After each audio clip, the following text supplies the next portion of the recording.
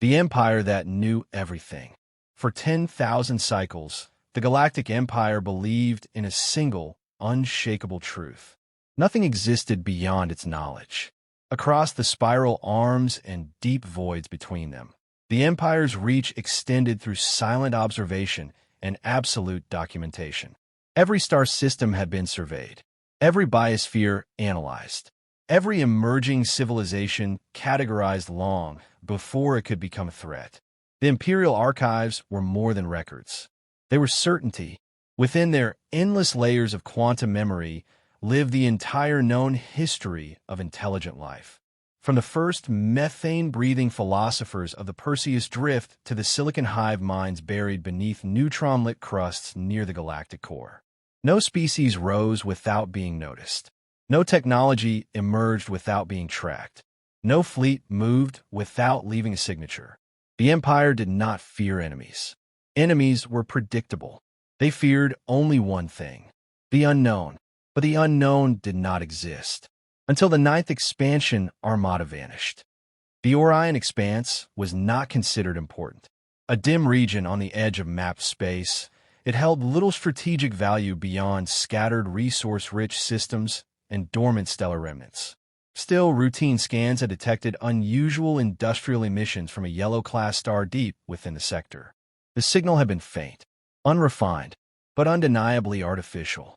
And yet, there was no registered civilization in the system, no known species capable of industry, no recorded settlements, no archived history. Standard doctrine dictated action. The Empire did not tolerate anomalies. The Ninth Expansion Armada was dispatched, over 3,000 warships strong, a force designed not for battle, but for enforcement. If a hidden civilization existed, it would be cataloged. If resistance occurred, it would be neutralized. If technology was present, it would be absorbed. The process was routine, the outcome inevitable. The fleet entered the system in perfect formation. Initial scans detected orbital structures, energy grids, manufacturing signatures, traffic patterns, all signs of a space-faring civilization. And yet, still nothing in the archives. No genetic markers, no migration records, no historical trace. No pre-contact observation logs. It was as if this civilization had simply appeared. 3 standard days later, the Armada went silent. At first, it was dismissed as communication delay, then as relay malfunction, then as navigational interference. But as the hours passed, unease spread through Imperial command. Because silence was impossible, even destroyed fleets left echoes. Warp signatures, energy discharges, distress transmissions, gravitational disturbances. But the Ninth Expansion Armada left nothing. No signal, no debris trail, no residual emissions. It was as though 3,000 warships had ceased to exist. Long-range probes were dispatched, autonomous, shielded, unmanned. When they arrived, the data they returned fractured the certainty of the Empire for the first time in its history. The fleet was not gone. It was destroyed. Imperial warships drifted in shattered fragments across the system. Hull plating, designed to withstand stellar bombardment, had been torn apart. Not melted, not vaporized, but punctured, crushed inward, split open, as if something had struck them with impossible physical force. Entire cruisers had been broken in half. Carriers reduced to spinning carcasses. Escort vessels flattened into unrecognizable masses of alloy. This was not the work of energy weapons. There were no plasma scars, no beam scoring, no radiation burns. Instead, there were impact fractures, kinetic devastation, damage patterns that suggested collisions at velocities no known fleet could survive. And then the probes found something worse. Ships, unknown ships, large, angular, heavily armored. They moved in silent patrol arcs around the debris field. Their surfaces were layered, not grown like organic vessels, nor faceted like crystalline constructs. They were built, segmented, functional, and completely absent from the archives. No species matched their design philosophy. No known engineering lineage explained their structure. No recorded technological path led to their existence. Even their energy missions were unfamiliar, not optimized for efficiency, but for redundancy. Multiple overlapping systems, backup grids, secondary reactors. It was engineering born not of elegance, but of expectation. Expectation of failure, expectation of damage, expectation of war. The final probe transmitted visual confirmation before its signal abruptly ended. The unknown vessels were not derelict constructs. They were active, coordinated, aware, and armed. Within Imperial command, silence followed the report. For the first time in 10,000 cycles, the archives had no answers. A civilization had been encountered that had never been observed. A fleet had been destroyed without warning, and an enemy existed that had no history. The Empire had always believed knowledge was control, that to catalog something was to understand it, and to understand it was to defeat it. But now, something had emerged from beyond observation, beyond prediction, beyond certainty. And for the first time in its history, the Empire faced an enemy that did not exist. Until it did. The fleet that shouldn't exist. The Empire did not panic. It calculated. The destruction of the Ninth Expansion Armada was not treated as defeat. Not yet. Empires did not fall to a single unexplained loss. They adapted. They gathered data. They corrected errors. And above all, they verified. The Orion system was no longer an anomaly. It was now a containment priority. A reconnaissance battle group was dispatched, smaller than the Lost Armada, but far more advanced. Unlike the expansion fleet, this force was built for uncertainty. Its ships carried layered sensor arrays capable of mapping atomic disturbances. Its escorts deployed predictive combat algorithms. Its command vessels hosted adaptive AI capable of modeling unknown threats in real time. This was not a fleet meant to conquer. This was a fleet meant to understand, because understanding was how the Empire won wars. The group exited warp at the edge of the Orion system in silent formation. Long-range scans immediately located the wreckage of the Ninth Armada, still drifting, still broken. But the unknown vessels were gone. For several tense hours, nothing moved. No signals, no power spikes, no propulsion signatures. It was as though the system had returned to lifeless silence. Then the sensor officers spoke. Contact. They appeared without warp flare, without gravitational ripple, without any detectable transition. One moment, the system was empty. The next, the unknown ships were there. Not emerging, not arriving, simply present. They formed a loose perimeter around the Imperial fleet. Not aggressively, but deliberately, as if establishing boundaries. The Empire responded in accordance with doctrine. A transmission was sent. Identify yourselves and submit for cataloging. There was no response. A second transmission followed, firmer in tone. Failure to comply will result in corrective action. Still nothing. Then the unknown vessels shifted formation, and for the first time, they spoke. The signal was structured, mathematical, universal, designed for comprehension across species. Imperial translators parsed it in seconds. The message was simple, direct, unambiguous.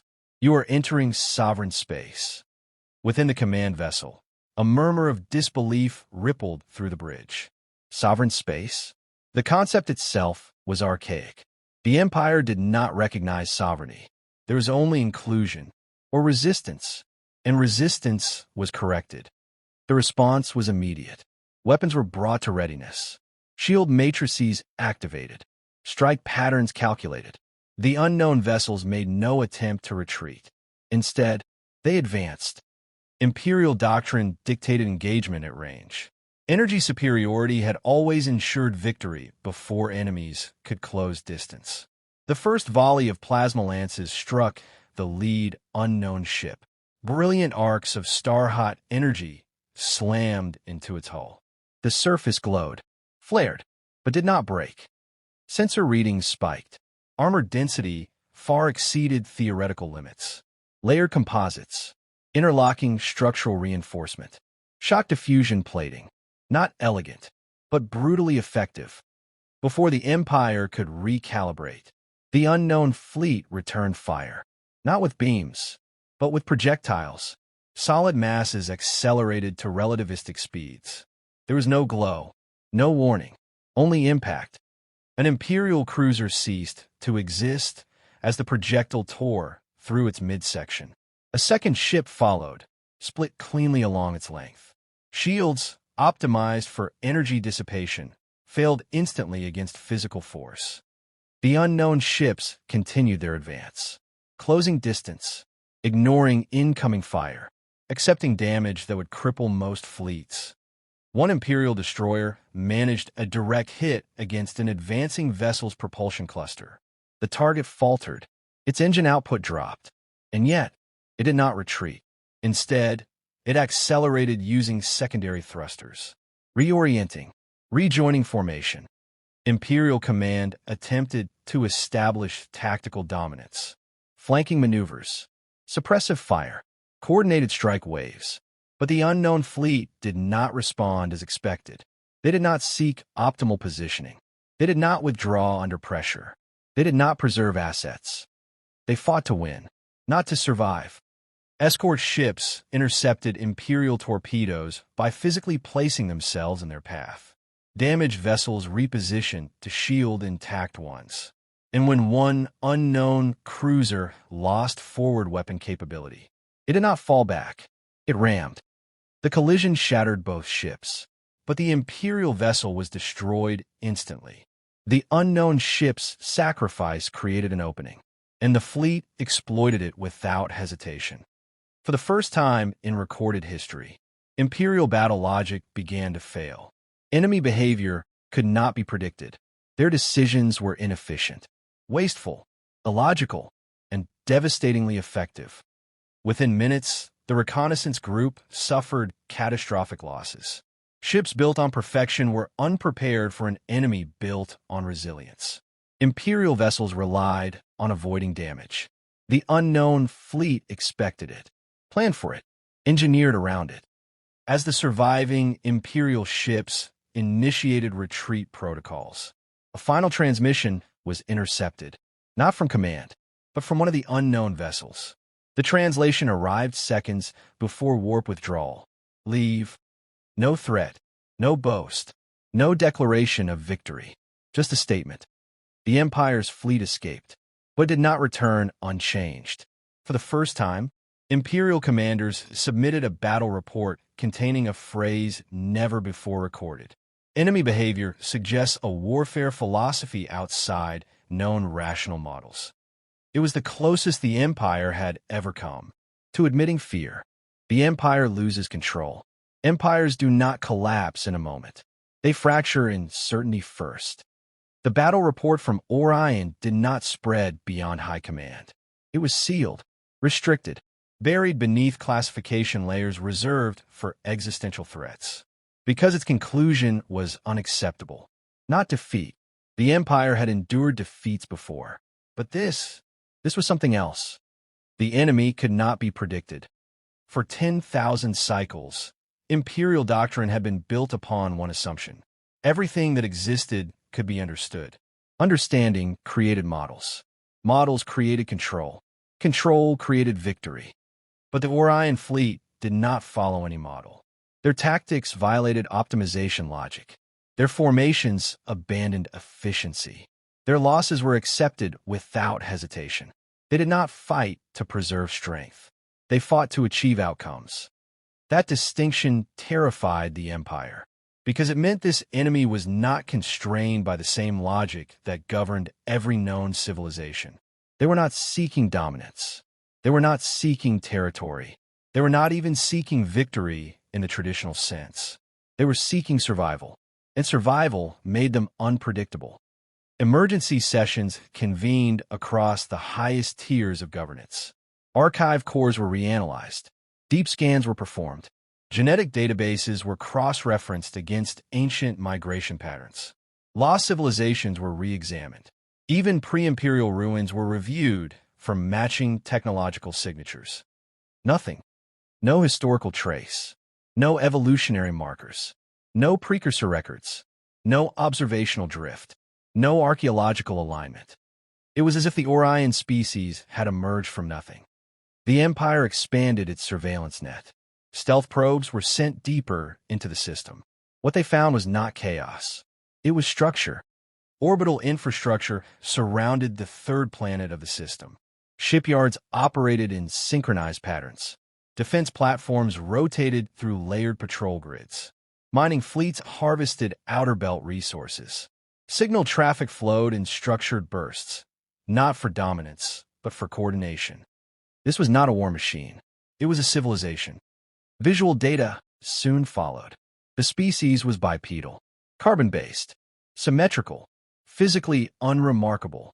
No natural armor, no biological weaponry, no visible evolutionary advantage. And yet, they had destroyed an Imperial armada. Further scans revealed something more disturbing. Their technology was not singularly advanced. It was redundant. Their ships contained multiple reactor systems, parallel command pathways, independent propulsion clusters, distributed weapon controls. If one system failed, another replaced it. If one whole section was compromised, internal bulkheads sealed instantly. If a command node was destroyed, control transferred seamlessly. Imperial ships were masterpieces of precision. Human ships, as they would soon be designated, were built to endure damage. And the Empire began to understand the difference. Imperial engineering pursued perfection. Human engineering expected failure. This philosophy extended beyond their ships. Their stations were modular, their defenses layered, their logistics decentralized. Destroying one node did not weaken the whole. The Empire launched probing strikes, not full invasions, testing incursions. The results were disastrous. Human fleets did not respond predictably. They did not defend static positions. They intercepted, ambushed, disrupted supply lines, attacked staging points before fleets could mobilize. Warp lanes became unstable. Navigation beacons vanished. Communication relays failed without warning. Entire strike groups arrived at coordinates only to find human forces already waiting. The Empire had lost initiative. For the first time in its history, it was reacting, and reaction was the first step toward loss of control. Worse still, human escalation was measured. They did not pursue fleeing fleets. They did not strike civilian infrastructure. They did not attempt expansion beyond Orion. They simply ensured the Empire could not advance. This was not conquest. It was containment. The psychological effect spread quickly through the ranks. Imperial commanders, long accustomed to certainty, began requesting operational flexibility, adaptive protocols, fallback contingencies. The language of dominance was shifting toward caution because the Empire had encountered something it had never faced before. An enemy that did not seek to win quickly. An enemy prepared to endure indefinitely. And endurance was something the Empire had never needed to master. The final revelation came from long-range planetary scans. The Orion species had not built their world to be perfect. They had built it to survive catastrophe. Cities were decentralized, energy grids distributed, population centers layered underground, agricultural systems redundant. Their entire civilization was structured as though extinction had always been a possibility. The Empire began to understand. This was not a species that feared loss. It was a species that expected it, prepared for it, adapted to it. And against such an enemy, victory could not be achieved through superiority alone. Control was slipping, not through defeat in battle, but through the erosion of certainty. For the first time in 10,000 cycles, the Empire could not predict the future. And that was more dangerous than any fleet. The species beyond the archives. The answer had always been there. The Empire simply never considered it worth remembering. Buried deep within obsolete survey logs, records so old they existed only as compressed fragments, lay a single classification tied to the Orion system's third planet. The designation was brief, dismissive, routine, high-gravity deathworld, unstable climate, hostile biosphere, no intelligent life potential. The survey had been conducted nearly 8,000 cycles ago. The planet had been marked as unworthy of observation. No further scans scheduled, no monitoring assigned, no follow-up required. The Empire had looked at the world once and decided nothing could survive there long enough to matter. Now that world had destroyed 2 Imperial fleets. New scans revealed the truth. The planet's surface was scarred by tectonic violence. Weather systems churned with destructive force. Predatory life forms dominated every ecological layer. Radiation levels fluctuated unpredictably.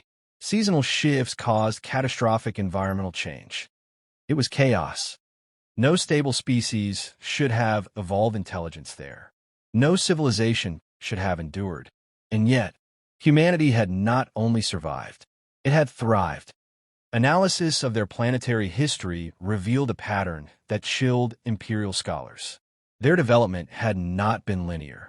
It had been punctuated by catastrophe, mass extinctions, planetary impacts, global ice ages, pandemics, self-inflicted warfare. Again and again, their civilization had collapsed and risen, collapsed and risen, each time adapting, each time hardening, each time rebuilding stronger than before. Humanity had not grown in safety. It had evolved through crisis. Their technological progress reflected this.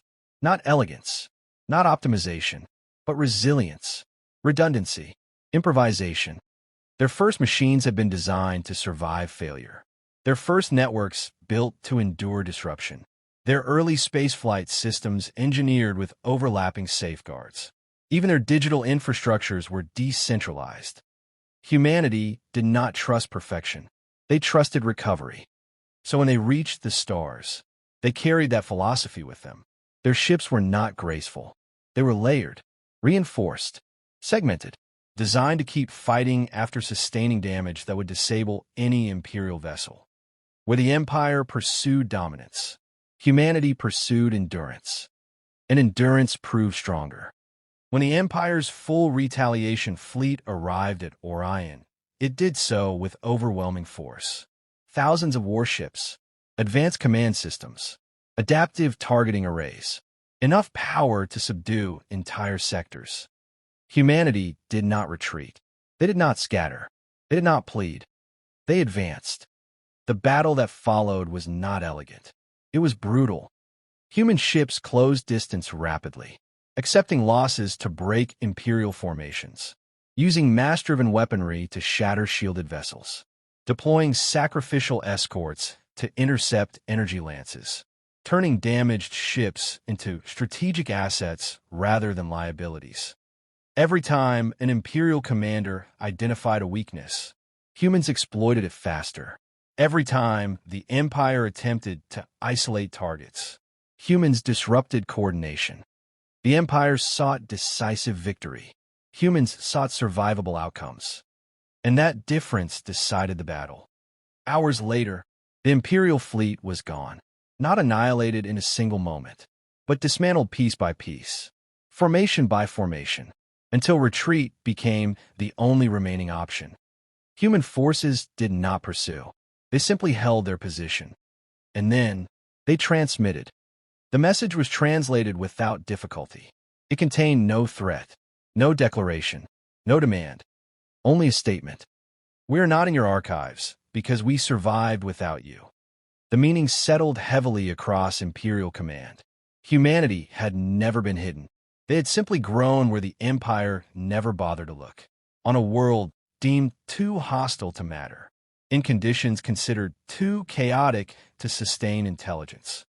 The Empire's greatest assumption had been its greatest weakness. That life required stability. That civilization required safety. That progress required order. Humanity had proven otherwise. Progress could emerge from violence. Civilization could grow through hardship. Intelligence could thrive in chaos. The archives had failed not because they were incomplete, but because they were built on belief. And belief had blinded them. Humanity was not an anomaly. It was a possibility the Empire refused to imagine.